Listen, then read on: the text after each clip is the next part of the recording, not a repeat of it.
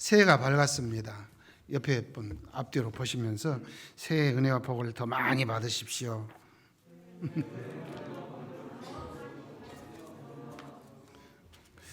어떻게 진심이 좀 덜 담긴 것 같아요. 그냥 하라니까 하는갑다. 다시 셋질로 이렇게 간단하게 건강하십시오. 자, 시작. 우리가 건강을 잃으면요 교회도 못 나와요. 그죠? 교회도 못 나오고요. 아프면요 말씀도 귀에 안 들어와요. 그리고 내가 죽겠는데 뭐 형제 사랑은 나부터 살고 안 돼요. 뭐가 안 돼요. 그래서 건강이 모든 것의 시작점이더라고요. 제가 한 70년 살아보니까 그렇더라고요. 그래서 올해 한 해 건강하시기를 바라고요. 또 여러분에게 주님의 은혜와 사랑이 충만한 그런 한 해가 되시기를 바랍니다. 작년에는 좀 우리가 마음의 생채기들이 좀 이 교회에 있어서 아직도 상처가 아물고 있는 중이고, 이제 그런데 그것도 다 씻어지고 딱지까지 똑 떨어지고 그 딱지 떨어져도 상처는 남아 있죠. 그 뭐죠? 그 뭐라 그래? 딱지 떨어진 흉터, 옳지. 흉터는 남아 있지만 흉터 있다고 아프지는 않아요. 보기만 그렇지. 흉터는 없어질 수는 없어도 그 자리에 또 흉터가 생기지 않도록 여러분들이 이렇게 노력을 하시면 좋겠습니다. 뭐 신년 벽두니까 뭐 올해는 어떻게 뭐 하자 이렇게 이제 설교를 하면 좋겠는데 저는 그럴 시간이 없어요. 저는 그럴 시간이 없어서 오늘 말씀을 통해서 그런 의미를 담아서 여러분과 함께 은혜를 나누고자 합니다. 우리가 지금 마태복음을 보고 있는데 마태복음은 누가 썼죠? 너무 쉬운 걸 물어보면 대답을 안 하더라고. 근데 쉬운 거 물어볼 때 대답을 잘해야 어려운 거 물어볼 때도 대답을 잘해요. 쉬운 거 물어볼 때도 대답 안 하는데 어려운 거 물어보면 또 그때도 꿀먹은 벙어리예요. 그러면 안 되고 아는 것은 대답해야 그래도 50점이라도 맞으니까. 자, 마태복음 누가 썼어요? 마태 보신 분, 만나보신 분. 지금 오늘 또 우리가 마태 글을 통해서 그를 만나는 것입니다. 아버지가 객지에 나가 있는 자식에게 편지를 썼는데 편지를 보면 아버지를 보는 거고, 연애할 때 사랑하는 여자가 남자가 보낸 그거 보면 그게 그 사람을 보는 거잖아요. 똑같아요. 마태를 보는데 마태를 통해서 우리가 예수님을 만나는 거예요, 이 시간. 자, 이 예수님께서 이 세상에 오신 것은 메시아의 사역을 하기 위해서인데, 메시아는 이 세상에 와서 무슨 일을 하죠? 간단하게 이야기하면 하늘나라 곧 천국을 시작하는 겁니다. 세우는 겁니다. 이게 하나님이 다윗의 자손으로 보내는 그 이유입니다. 자, 마태는 예수님이 이제 이거는 예수님 3년 따라다니고 십자가에 죽고 부활하신 예수님을 다 보고 난 뒤에 한 20년, 10몇 년, 20년 가까이 지난 뒤에 이 글을 이제 쓰는 건데, 자, 그래서 이 유대 기독교인들에게 메시아닉 주라고 그래요. 유대 기독교인을 영어로 메시아닉 주. 평원교인들은 좀 유식해지려면 이런 것도 좀 외워놔야 돼요. 뭐라고요? 유대 기독교인을 영어로 뭐라 한다고요? 메시아닉, 메시아를 믿는 유대인, 주는 유대인 주라고 그래요. 메시아를 믿는 유대인을 메시아닉 주 이렇게 말을 해요. 그들을 향해서 자, 이 예수가 진짜 하나님이 보내신 하나님의 아들 메시아인 것을 증거하는데 1장에서는 족보를 통해서 다윗의 자손이 분명하다. 첫 번째 조건. 두 번째 조건, 하나님이 다니엘이나 여러 선지자를 통해서 보내겠다고 한 그가 맞냐? 맞다. 어떻게? 별이 하나 떴다. 그래서 동방에서 박사들, 별 연구 점성술사들이 그걸 쫓아와서 경배하고 돌아갔지 않느냐? 경배하면서 세 가지 예물 못 드렸죠? 황금덩이, 유향, 모략. 유향, 모략. 황금은 비싼 줄 아는데 유향과 모략은 그 뭔 줄 잘 모르니까 비쌀까? 어디야 바르는 거나? 이럴 수 있는데 화장품 정도로 생각하는데 그렇지 않아요. 금덩이 못지않게 유향과 금은 무게로 같이 맞바꿨다고 그래서요. 그렇게 비싸다고 그랬어요. 모략도 상당하고요. 그래서 그 사건이 이 헤롯에게 돌아가지 않고 박사들이 그냥 곧장 자기 고향으로 가니까 헤롯이 기다렸다가 뭐 며칠 돼도 안 오고 그러니까 사람 보내서 야, 그 사람도 어떻게 안 온다? 한번 가봐라 했더니 꽁고 먹은 소식이어서 두 살 애기들을 다 죽여서 베들레헴의 그 아기들이 몇 명이나 되는지는 모르지만 다 죽임을 당해요. 두 살 아래면 그래도 한 10대 명 됐겠죠. 다 죽임을 당해서 온 세상에 인터넷에 떠가지고 헤이 토픽에 떠가지고요 난리가 났어요. 예수 그 아기 때문에 이런 살인 사건이 나서 그래서 예수가 하나님이 보내신 메시아가 틀림없다 이렇게 증명을 했고요. 3장에 가서 보면은 세례 요한 마지막 구약 시대의 마지막 선지자인 세례 요한이 온 백성들을 모아놓고 봐라 세상 죄를 지고 갈 하나님의 어린 양이다 증거를 하니까 백성들이 요한을 바라보고 있다가 모든 시선이 예수님에게로 이렇게 돌아오게 되지요. 그게 3장 이야기고요. 그래서 예수님이 요한에게 세례를 받고 드디어 이제 40일 금식하시고 이제 사역을 시작하실 때 맨 먼저 시작한 사역이 뭐였죠? 지난주일 아니구나. 그 전주일 마귀와 싸움이죠. 왜요? 그게 놀라운 거예요. 사실은 이게 사도들이 예수님 3년을 따라다녔어도 몰랐던 거예요. 근데 부활하신 예수님 보고 난 뒤에 성령이 그들에게 임재하시고 그때서 깨닫게 된 비밀이었어요. 그게 요한일서 3장 8절이죠. 하나님의 아들이 나타나시면 마귀를 때려치우려고 때려부시려고 이 세상 공중권세 잡은 자 왕인 그를 몰아내고 자기 나라를 세워서 이 나라의 온 세상 백성들을 불러들이기 위해서 오셨다. 그래서 마귀를 때려잡는 사역이 예수님의 첫 번째 사역입니다. 그게 몇 장이 나오죠? 그 정도는 기억을 하시어 다음에 마태복음 읽을 때 그거였지 하고 재미가 있지 까마득히 잊어버리고 또 읽으려면 이게 뭐야 이렇게 나오는 거예요. 이게 자 4장에 나온다고 그랬죠. 4장에서 마귀와 싸움에서 몇 대 0으로 이기고요. 3대 0 하면 재미가 없어요. 적어도 3대 빵은 돼야 이게 확실하게 이긴 것이 됩니다. 자, 죽을 사자, 넉사자를 써서 마귀를 때려 죽이는 장면이 4장에 이제 드디어 등장을 하고요. 그리고 오늘 읽은 18절부터는 이제 제자를 택하시는 이야기입니다. 여러분 기억을 위해서 제가 하나 이야기하면은 주몽이 아시죠? 어린 다은이 같이 어린 친구들은 잘 모를 것 같은데 주몽 옛날 드라마 보셨죠? 김 누구예요? 아들 셋난 그 김 하여튼 그놈하고 주인공이었던 주몽이 있죠. 고구려를 창건한 주몽이의 세 친구가 있죠. 네, 이름은 기억이 안 나 오래돼가지고. 근데 그 세 친구를 데리고 나라를 건국을 해요.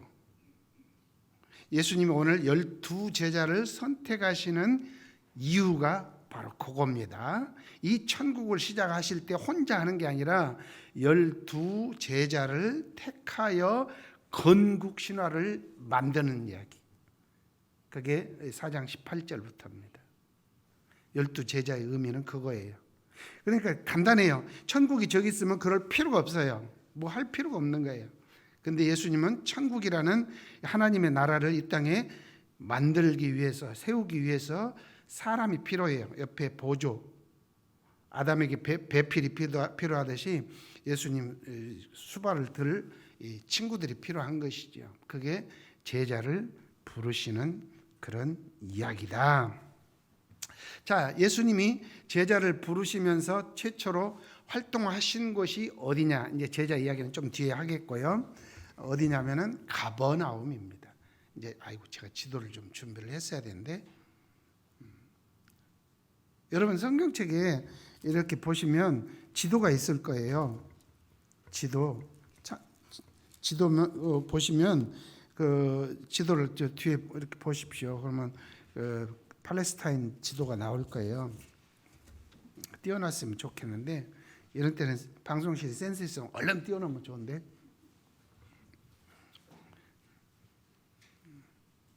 자, 갈릴리 사해바다는 저 아래쪽에 있고요. 갈릴리는 저 우쪽에 있어요.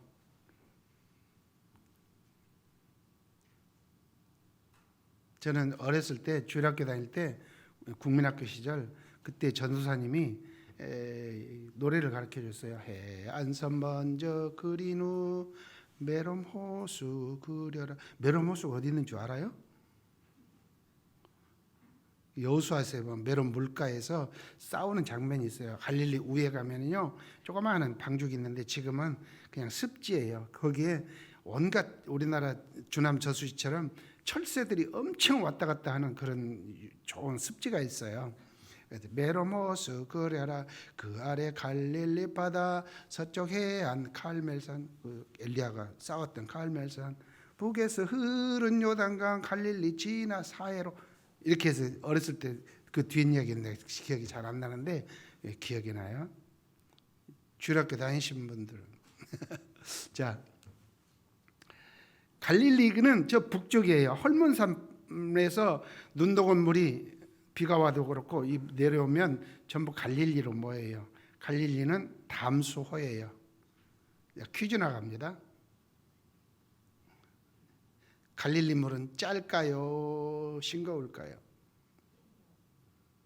짠 분 손 들어보세요. 싱거운 분 손 들어보세요. 내가 금방 담수호라고 했잖아. 싱겁든지 짜든지 난 관심 없어요. 알아서 하셔요. 어떻게 대답해도 맞고 어떻게 해도 다 틀려요. 그러니까 퀴즈인 거예요. 왜냐하면 위에 물은 싱거운데 저 밑에 물은 짜요. 오랜 세월 동안 물이 축적돼 가지고 저 밑에 한 200m 깊이라고 하는데 그 밑에는 소금물이 이렇게 가라앉아 있어요. 심층. 위에는 싱겁고 계속 눈녹은 물이 내려오니까. 그러니까 싱거울 수도 있고 짤 수도 있어요. 근데 유대인들에게 전설이 있어요. 이 물이 계속 줄어서 짠물이 올라오면 세상이 끝난다, 이런 말이 있어요. 지금도 굉장히 내려가 있어요. 그 갈릴리 여행을 가면요, 가게 식당이 여기 있는데요, 물까지 내려가려면요 한 몇십 미터 내려가야 돼요. 옛날에 배 댔던 그 선착장이요 그냥 혼자 있어요. 물은 쫙 있어요. 그만큼 줄었어요. 강수량이 기후 온난화 때문에. 그래서 여기서 물이 적게 내려가니까 사해도 계속 줄어요. 그래서 제가 고등학교 한 20몇 살 때 교회 중고등학생들 제 시골교회 제가 이제 아이들 가르치고 할 때 성경 그렇게 가르칠 때 그때 384m였어요. 해발 지중해로부터 밑에 384m인데 지금 410m가 넘어가요. 그만큼 막 한 30m, 40m가 더 수위가 줄은 거죠. 자, 하여간 갈릴리는 예루살렘은 저 아래쪽에 사해에서 30km, 38km 옆에 있고요. 갈릴리는 저 북쪽 헐몬산 밑에 있어요. 그래서 이렇게 나라가 길으면 전라남북도 두 개 합친 것만 해요. 이렇게 안 커요. 그래서 갈릴리는 저 북쪽에 있고 사해는 저 아래쪽에 있고 예루살렘은 사해에서 가까운 바로 서쪽에 이렇게 붙어 있어요. 그 당시에 예수님 구약 시대고 예수님 당시고 간에 예루살렘은 성전이 있어요. 그리고 수도예요. 왕궁이 거기 있어요. 우리나라 서울 같은 거예요. 서울에 청와대가 있죠. 국회가 있죠. 모든 정부들이 여기 다 있고 모든 기업들이 다 있고, 그러니까 많이 배우고 돈 많고 훌륭하고 높은 사람들은 있을 것은 다 서울에 있잖아요. 어지간하면. 그와 같이 예루살렘은 전부 모여 있는 곳이에요. 근데 예수님은 저 북쪽 갈릴리 해변가에 있는 조그마한 읍만 해요. 그 가버나움에서 사역을 시작하십니다. 오늘 제자를 부르시는 이야기가 처음 그렇게 나와요. 이제 다시 한번 볼게요.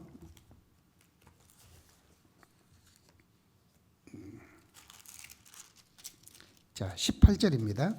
갈릴리 해변에 다니시다가 이렇게 되어 있어요. 갈릴리 주변에 대략 11개의 마을이 있다고 그럽니다. 혹시 여러분 막달라 마리아 그건 잘 아시죠? 달라고 해서 마리아가 막달라 마리아가 아니고 해변가에 갈릴리 해변가에 막달라라는 동네가 있어요. 거기 출신인데 저 예루살렘 3km 떨어진 베다니에 와서 살아서 막달라에서 이사온 마리아다, 나사로다 그런 뜻이에요. 자, 한 11개가 있는데 그 주변을 다니시다가 오늘 이 네 제자를 부르시는 이야기입니다. 그리고 나서 가버나움에 뭐랄까요? 거기에 이제 거기를 주축으로 해서 예수님이 메시아 사역을 주로 하십니다. 갈릴리는 가끔 절기 때만 올라갔다 내려오는 것이고요. 항상 갈릴리 주변에서 이렇게 합니다. 우리 속담에 있죠. 사람 새끼는 사람을 서울로 보내고 말 새끼는 제주도로 보낸다. 아무래도 기회는 이 대도시 특히 수도에 다 집중되어 있기 때문에 기회가 많을 거예요. 그럼 예수님도 당연히 메시아로서 사역을 하시려면은 예루살렘으로 가는 게 옳아요. 모든 자본과 모든 인물과 학벌 있는 사람, 뭐 고위층, 성전 거기 있고 모든 것을 하려면은 거기로 가는 것이 기회가 좋아요. 근데 예수님은 갈릴리에서 주로 활동을 하시고요. 끝까지 그래요. 3년 동안 내내. 그리고 그 활동 무대는 가버나움이에요. 가버나움이 갈릴리에서 가장 중심 도시고 큰 도시예요. 그렇다고 뭐 몇백만 명 뛰고 그렇지 않아요. 지금도 옛날에 예수님 당시에 활동했던 그 가버나움 그 조그마한 마을 가면은 베드로 장모 고쳤던 그 베드로의 집터가 있고요. 바로 옆에 회당이 있고요. 마을이 이렇게 있는데요. 돌로 싼 방이 한 서너 평 되는 방들이 따닥따닥 붙어가지고요. 마을이 크지 않아요. 지금으로 하면은 한 200호 될까 말까 뭐 그 정도 집터만 이렇게 보여요. 이게 이제 목재로 지은 집들은 다 날아갔겠지만은 그러니까 뭐 많아야 몇천 명 사는 조그마한 동네예요. 지금은 면소재지도 될까 말까 할 정도로 그때는 이제 인구가 많지 않은 시대니까 이제 감안을 해야 되겠지만 그럼 왜 예수님은 그 갈릴리 저 촌구석 지금 우리나라로 말하면 전라남도 광양에서 목회를 하신 거예요. 쉽게 말하면 제가 광양에서 15년 있었잖아요. 여러분 광양이 어딘 줄 아는가요? 이름도 없잖아요. 그리고 조그만해요. 그 15만 명도 안 돼요 지금. 왜 그런 곳에서 예수님은 사역을 하실까? 천국을 만드시고 이 백성들을 구하려면 예루살렘으로 가야 되는데 왜 그러셨을까? 이런 것을 알아야 12 제자를 갈릴리에서 부르신 이유를 우리가 알게 됩니다. 갈릴리가요. 우리는 잘 모르는데 역사가들이 연구해 보면요. 갈릴리 사람들이요. 가난하고 배울 기도 적을 것 같고 뭐 출세한 사람도 별로 없는 시골이고 무시당하는 곳이지만 그래서 갈릴리에서 무슨 선한 것이 날 수 있겠는가? 옛날 저 군대 갔을 때 그때 박정희가 이제 다스리던 시절 모든 돈을 경상도에다 다 투자했잖아요. 경상도에서 오신 분 이해하십시오. 있는 것을 이야기하는 거니까. 그래서 전라도에서 군대 오면 너 어디서 왔냐? 전라도 북도에서 왔는데요. 무시했어요. 가난하고 전라도 뭐 따블 빼고 왔구만 뭐 그러면서 무시했어요. 왜냐하면 전라도는 좀 가난해요. 경상도에 비해서. 제가 총각 때 양봉을 좀 했습니다. 벌 키우는 거, 꿀 따는 거. 그러면서 경상도를 가봤어요. 그때 80년대. 도로가 다르더만요. 말만 들었는데 도로가 달라요. 아스팔트로 탁 해가지고 가로수가 쫙 있고 하는 것이 도로부터 냄새가 다르더라고요. 그래서 투자를 그렇게 그쪽에 많이 했구나. 눈으로 이렇게 보이더라고요. 그래서 경상도 사람들이 전라도를 이렇게 무시했구나. 지금 예수님이 당시에요. 이 예루살렘 주변에 사는 사람들이요. 갈릴리 사람들을 그런 식으로 바라봤어요. 근데요. 아이러니하게도 역설적으로 갈릴리 사람들이 믿음이 더 좋았어요. 순수 신앙자들이 더 많았어요.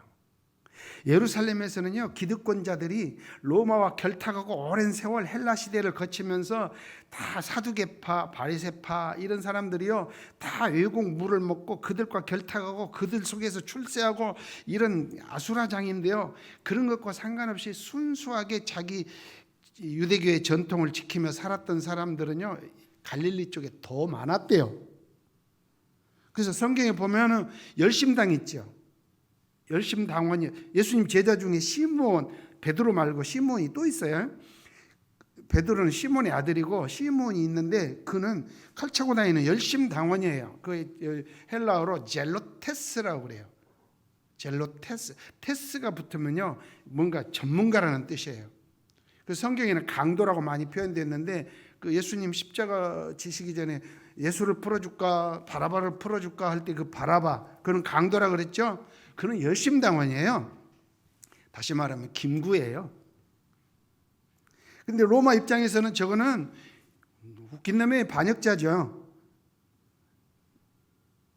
근데 유대인 입장에서는 김구 선생이에요. 그게 열심당원들이에요. 독립투사들이에요. 그래서 칼 항상 차고 다니다가 로마 앞잡이와 또는 그 결탁한 사람들, 뭐 친일파 그런 거 보면 지나가다 푹 쑤시고 가버려요. 홍길동이처럼 그런 사람들 집 털고 뺏어가고 그렇게 해요.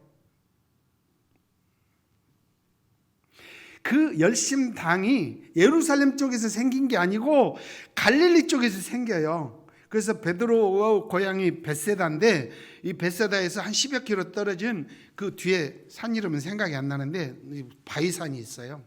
그들이 거기에 은신처를 삼고 활동하다가 나중에 이제 로마군들이 이 새끼들 안 되겠다 해가지고는 이제 포위했는데, 산이니까 올라갈 수가 없죠. 위에서 막 바위덩이 던지면 밑에 올라가다 다 터져 죽으니까.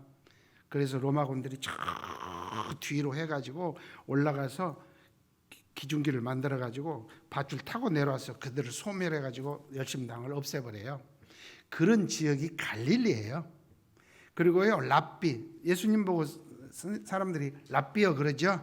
랍비라는 말은 선생님이라는 뜻이에요. 근데 초등학교 선생님 그런 개념이 아니고요, 유대교 깊은 학자라는 뜻이에요. 유대교의 이 성경을 깊이 연구해서 백성들에게 늘 가르치고 제자를 양성하는 그런 사람을 랍비라고 그러는데요, 랍비가요, 예루살렘 유다 쪽에 많은 것보다 저 갈릴리 쪽이 훨씬 숫자가 더 많대요.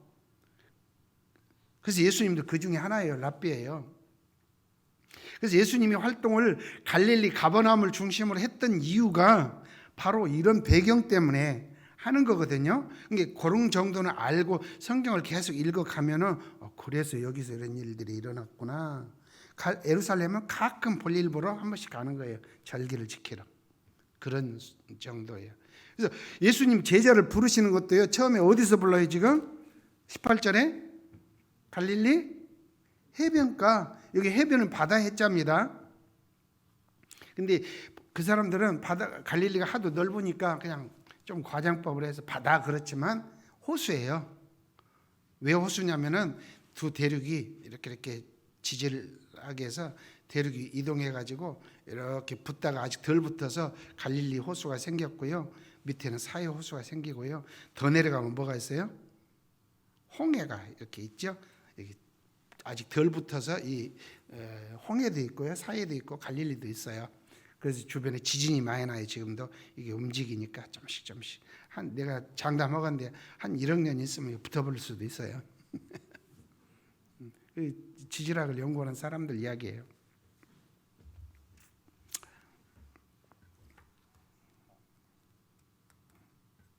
자, 오늘은 18절하고 21절을 보면은 네 사람이 나옵니다.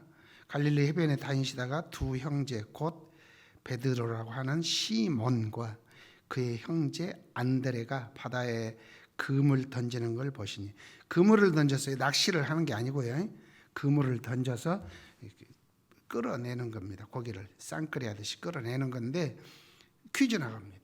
밤에 했을까요? 낮에 했을까요?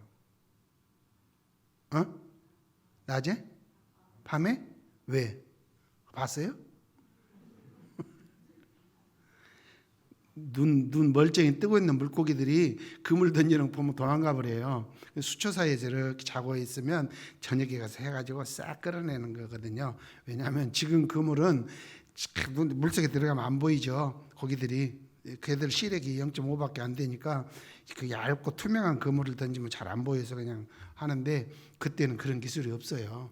마 같은 걸로 꽈가지고 하니까 두껍고 물속에 들어가면 시커멓게 잘 보이니까 0.3이어도 보이거든요. 도망가 버려요. 그러니까 이제 밤중에 이제 던지는 겁니다. 그 100점 맞으셨어요.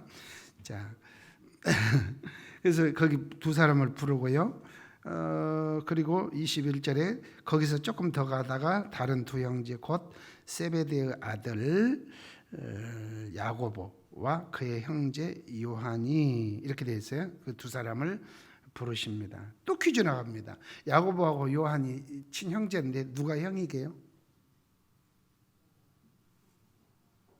그럼 앞에 치부터 베드로하고 안드레는 누가 형이게요? 형이 뭐 어쩌고 동생이 뭐 어쩌고 상관없나요? 베드로가 형입니다. 그럼 야고보하고 요한은 누가 형이게요? 우리는 입에 요한과 야고보라고 늘 나오죠. 근데 사실은 야고보가 형이고요, 요한이 동생입니다. 그런 정도는 알아야, 이제 주일학교 교사 하려면 그거는 알고 있어야 돼요. 10살짜리가 물어보는데 뭐 글쎄 나 잘 모르겠다, 안 봐서 모르겠다 그러면 주일학교 교사 자격이 없어요. 그 정도는 알아두시고요. 그랬더니 22절 같이 봅니다. 시작. 그들이 곧 배와 아버지를 버려두고 예수를 따르니라. 배도 포기하고 아버지도 포기하고. 왜냐하면 아버지와 함께 이 가업을 하는 건데, 고기를 잡아서 생계를 이어가는 사람들이에요. 고기를 잡아서 시장에 내다 팔 수도 있지만 그 잡은 것을 창고에 가지고 와서 배를 따고 훈제를 합니다. 여기는 성경에는 없어요.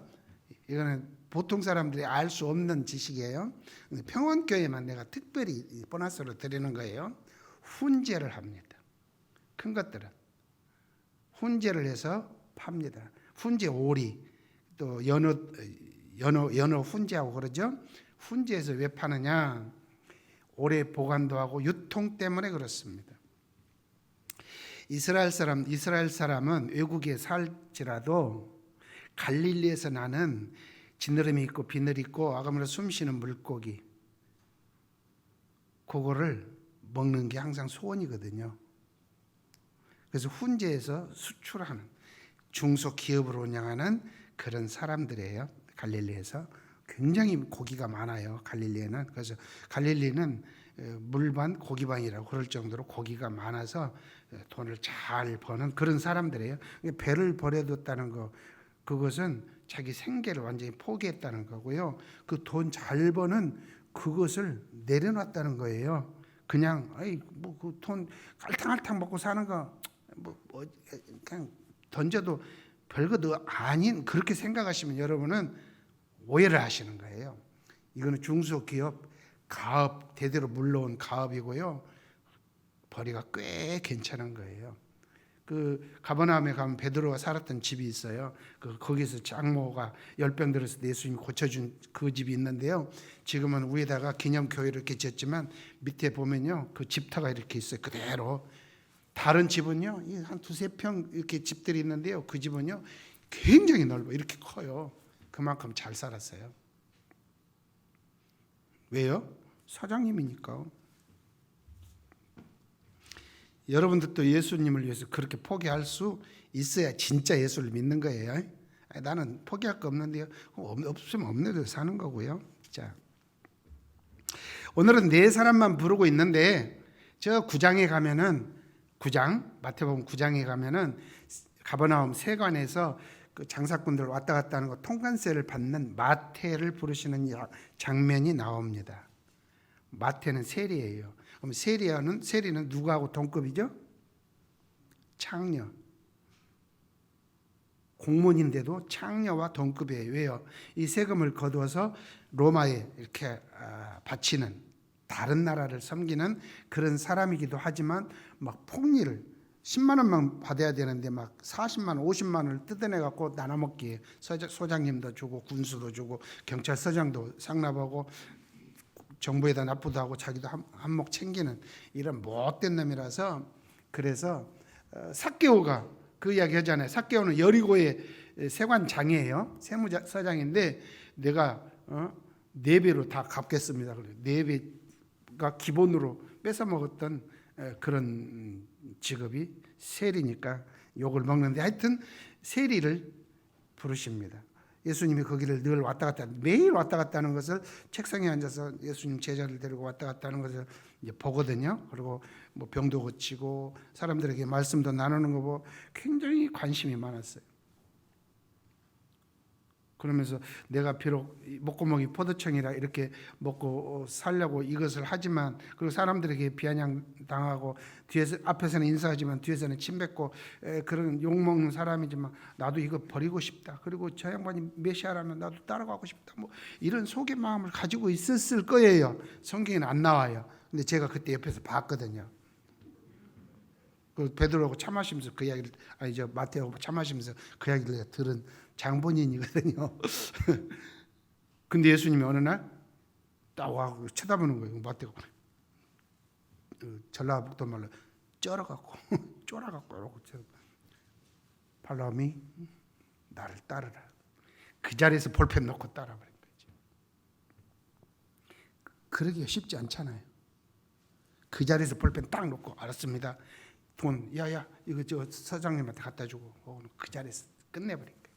그렇게 해서 9장에서 따르고요. 10장에 가면 마저 다른 제자들 5명 남은 7명 마저 부르시는 이야기가 10장에 나오는데 그때 10장까지 가서 이 설명하려면 저는 여러분하고 만날 얼굴을 대할 수가 없어요. 몇 월 달에 가야 될지 모르니까 연말에나 돼야 되니까 그래서 오늘은 12제자에 관한 이야기를 오늘 첫 주일에 여러분에게 해드리겠습니다. 벌써 시간이 많이 갔는데 하여튼 최대한 빨리 해볼게요. 오금이 저려서 도저히 못 듣겠다 하시는 분 일어나서 가셔도 됩니다.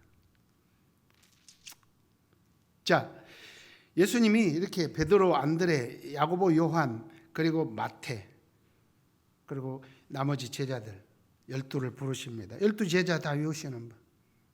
저는 국민학기 때 외웠습니다. 제 양반 어떻게 천재냐? 아니 천재라서 외운 게 아니라 좋은 전수사님이 그렇게 가르쳐 주셨어요. 아까 이야기한 전수사님이. 이렇게 외웠어요. 우리 손녀딸도 지금 외웁니다. 5살 먹었는데 용인사는 손녀딸도 외웁니다. 여러분도 외우십시오. 아니 그거 안 외우면 뭐 우리가 뭐 구원 못 받나요? 구원 못 받는 게 아니라 이미 천국에 들어와 있으니까 외워야 돼요. 나중에 천국 가실 분은 안 외워도 돼요. 베안야요 빌바 토마야 다시가 이것은 12제자 첫머리 글자이니 베안야요 빌바 토마야 다시가 국민학기 때 배운 것이니까요. 지금부터 60년 전에 제가 배운 거예요.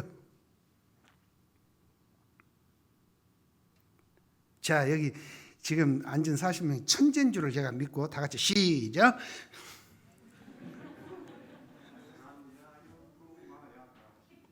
IQ 140. 베안야요 빌바 시작. 도마야 다시가 조금 음치요. 조금 음이 내려갔어요. 도마야 다시가에 베안야요 빌바 도마야 다시가 시작. 도마야다 시가 이것은 12제자 첫 머리 글자이니 다시 베안야요 빌바 도마야다 시가 도마가 나오죠. 도마 마태 도마야다 야다 시가 가면 누구겠어요? 예, 유다인데 유라고 안 하고 가라고 그렇게 하는 겁니다. 그 외우세요. 다음 주에 오실 때까지. 아이고 앞에 지 숙제부터 검사해야 되겠는데 7개의 비유 외우신 분 최장님 예 박수 이분들을 위해서 박수 서울대학교 못 들어가겠는데.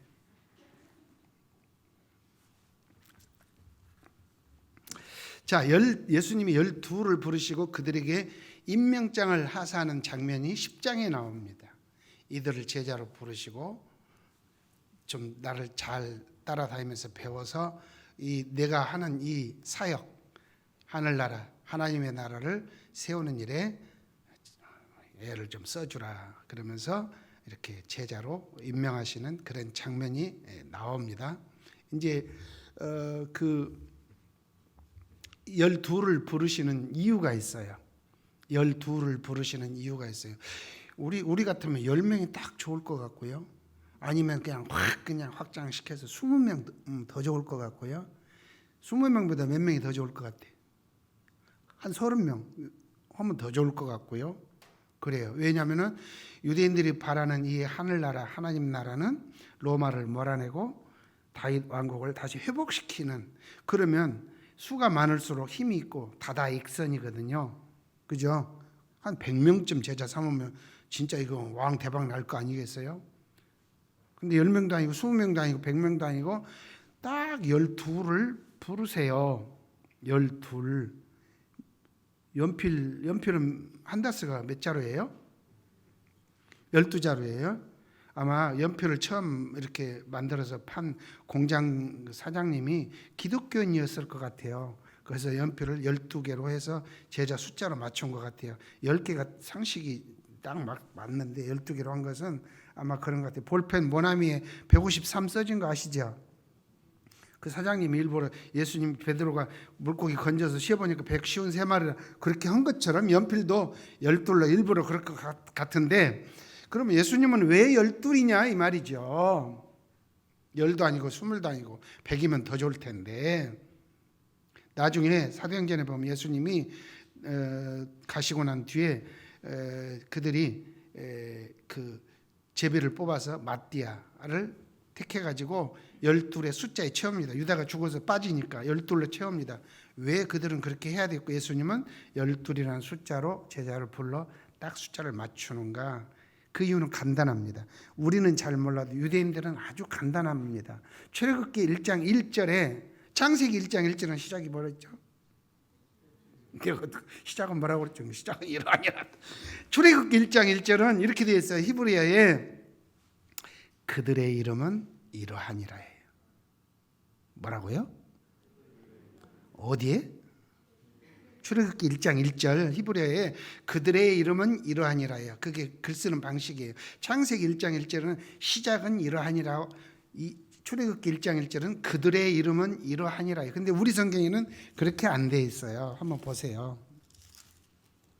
야곱과 함께 각각 자기 가족을 데리고 애굽에 이른 이스라엘 아들들의 이름은 이러하니, 그 이름은 이러하니가 뒤에 나오지만 그들의 이름은 이러하니라 야곱이 각 자기 자식들 데리고 애굽에 가서 그렇게 설명이 나와요.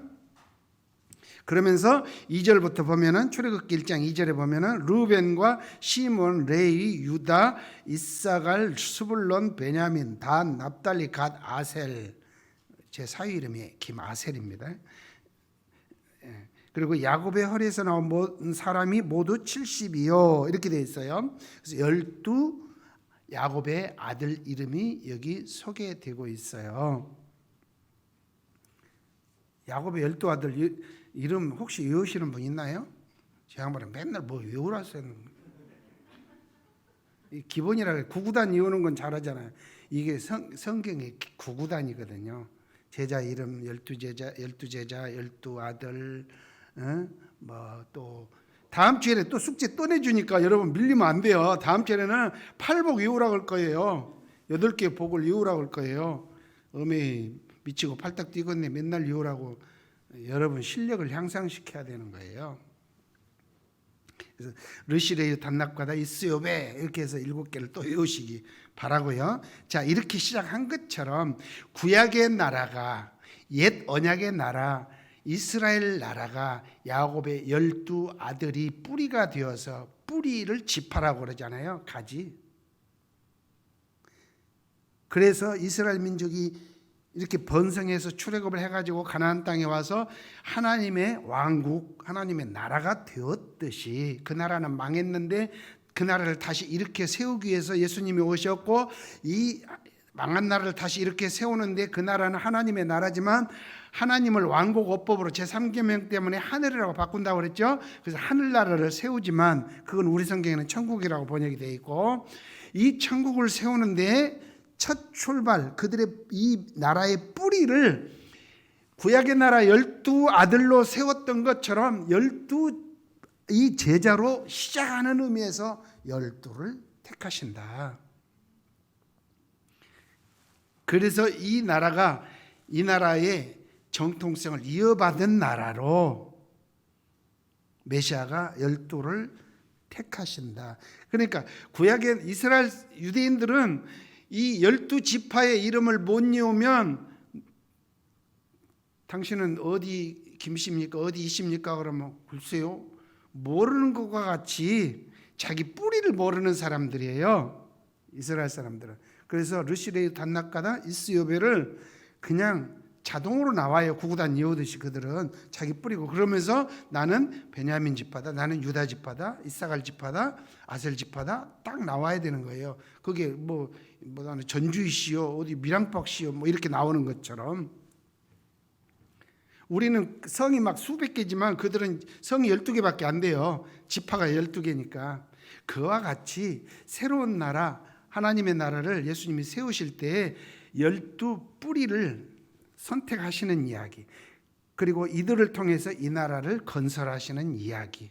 그런데 차이가 뭐냐면 구약의 야곱의 12아들은 그들이 장가가고 그래서 자식을 많이 낳아가지고 그 민족을 만들어내지만, 예수님이 세우는 이 나라는 장가가서 제자들이 장가가서 자식 만들어가지고 혈통으로 만들어내는 나라가 아니라, 이들이 예루살렘에서 땅끝까지 유대인이나 헬라인이나 모든 세상 만민을 향해서 예수님에 대해서, 예수님의 복음을, 천국 복음을 전파해가지고 그들이 믿을 때 그들이 죄사함 받고 거듭나서 이 나라에 들어와서 하나님 나라 구성원이 되는 방식으로.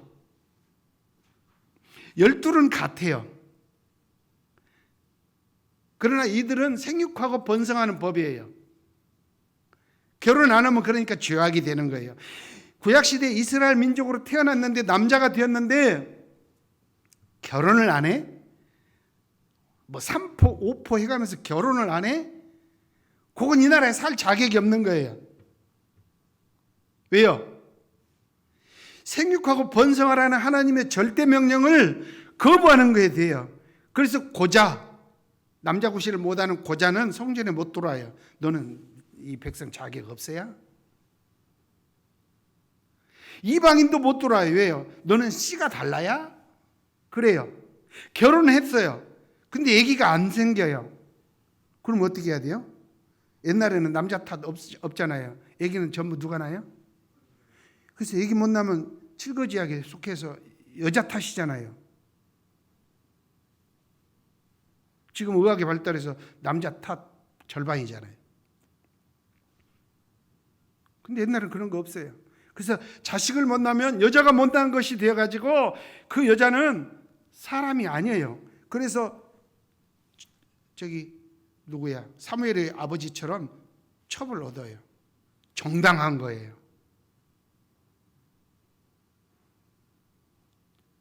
하나님 1대1로 하나님이 아담과 하와를 창조한 법을 알면서도 첩을 얻어요. 무자할 경우에.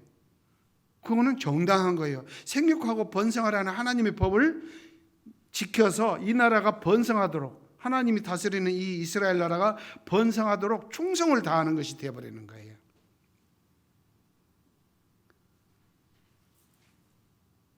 그게 이스라엘 사람이 사는 방식이에요. 그러나 신약시대는 생육하고 번성해서 이 나라를 채우는 방식이 아니에요. 복음을 전해서 그가 아담으로부터 물려받은 그 죄, 그리고 자기가 태어나서 지었던 모든 죄 포함해서 죄를 그리스도의 피로 용서받고, 그리고 성령의 새 호흡을 받아서 거듭나요. 리뉴얼, 다시 태어나요. 리본이라고도 하죠. 다시 태어나요. 그래서 이 하나님 나라 구성원이 되는 거예요. 이게 천국 백성이 되는 거예요. 이게 예수 믿는 거예요. 여기에는 유대인도 믿어서 들어와야 참여할 수 있는 나라예요. 유대인이나 헬라인이나 믿음으로 이 천국에 들어와요. 그래서 지금은 결혼 안 해도 죄가 되지 않아요. 아기 낳지 않아도 죄가 되지 않아요. 왜요?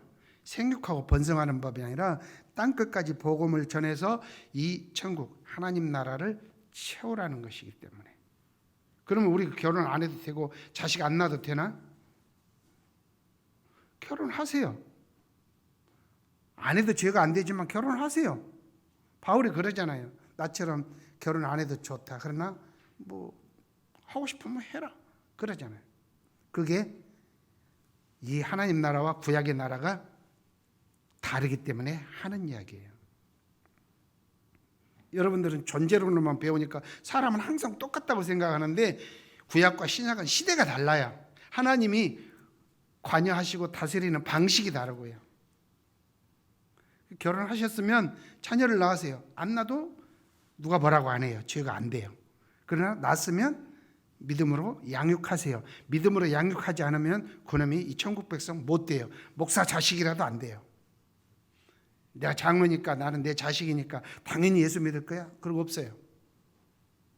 모태신앙이란 말이 좋으면서도 좋지 않은 말일 수 있어요.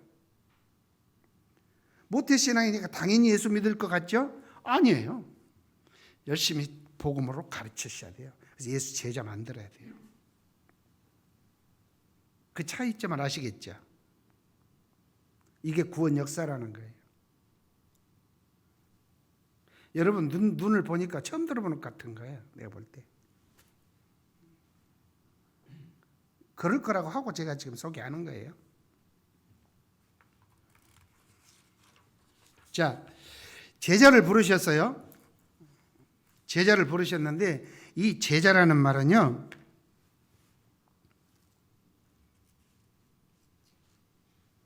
여기 있다. 제자라는 말은요. 그 헬라어로 아포스톨로스예요. 아포스가 아니고 아포스톨로스 제자.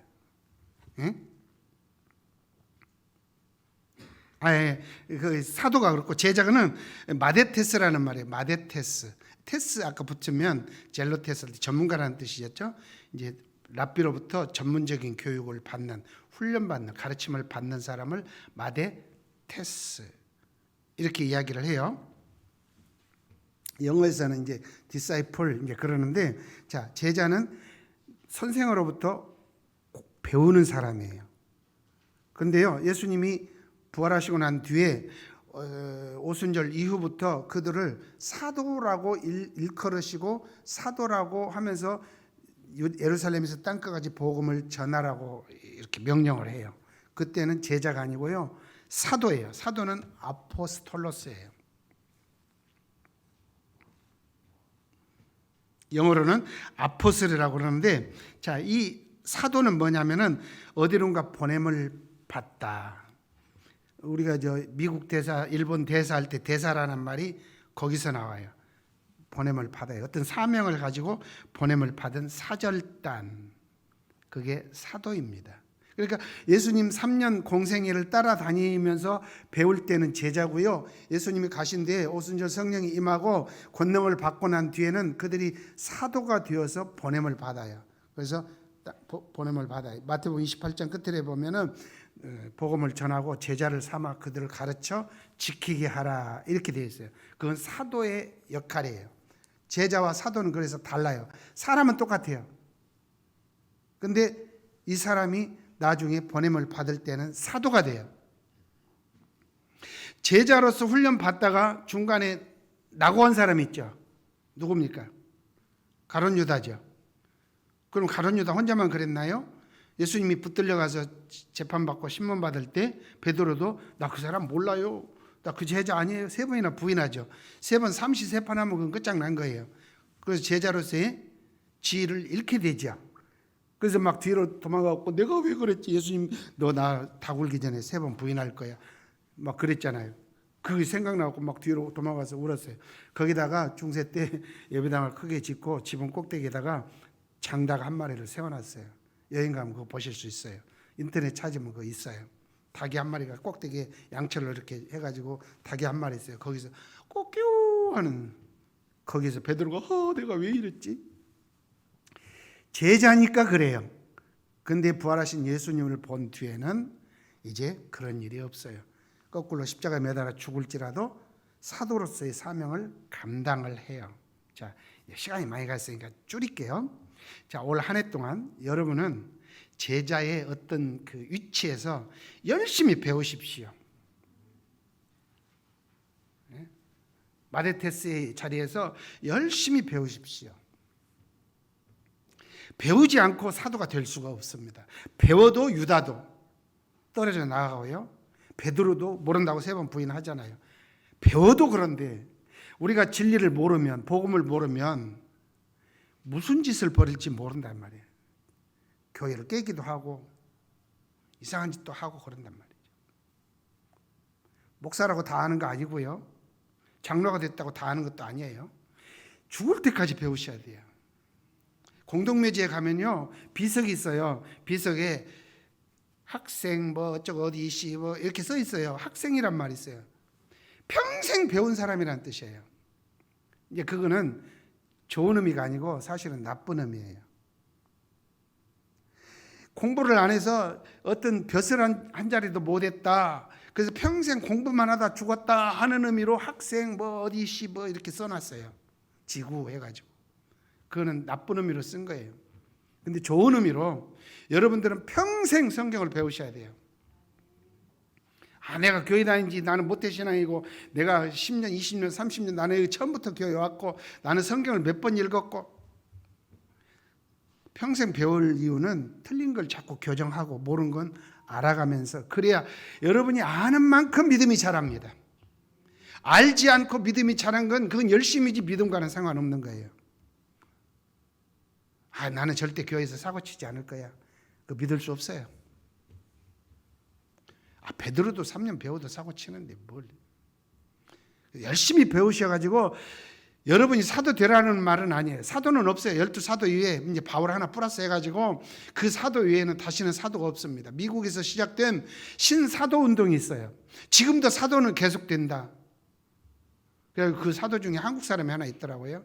미친놈들이에요. 그런 거 없어요. 사도의 전승을 이어서 그들의 가르침을 따라서 우리는 살 뿐이고요. 사도가 될 수는 없어도 진짜 제자는 돼야 되니까. 자, 오늘 마침 첫 주일에 이 예수님 제자를 부르시고 그들을 가르치시는 이야기 이렇게 하시는데, 여러분 진짜 제자 되십시오. 나 교회 몇 년 다녔으니까, 교회에서 뭐 집사하고 권사하고 장로 했으니까 나는 진짜 제자다, 스스로 아니하지 마시고 진짜 제자가 되십시오. 그러려면 예수님이 누군지, 무슨 일을 하셨는지, 지금 오늘 설교 반쪽은 안 했습니다. 다음 주에 건너뛰고 가야 되는데 내가 할 시간이 없으니까 산상수훈 들어가야 되니까 따라서 해보십시오. 올해는 나도 진짜 예수님 제자 되겠습니다. 예, 기도하겠습니다.